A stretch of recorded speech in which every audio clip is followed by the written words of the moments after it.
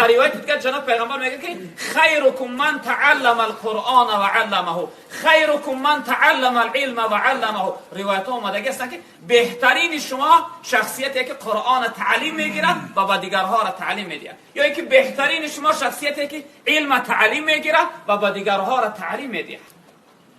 اکنون امروز بزرگا از بین ما رفته شدن برادران عزیز. جوانهای محترم، این سخنی من اکثرا با شما یعنی وابستگی داره. جوانهای محترم، امروز اون عالم ها و بزرگان از بین رفته شدن. وقتی که شما جوان ها نخوانید، شما در راه طلب علم نباشید، جامعه تاریک میشود، مردم همه گمراه میشوند، مردم از خدا دور میشن. فردا نبیرت فرزند تو چخین خدا شناس میکنی وقتی خودت نمیدانی؟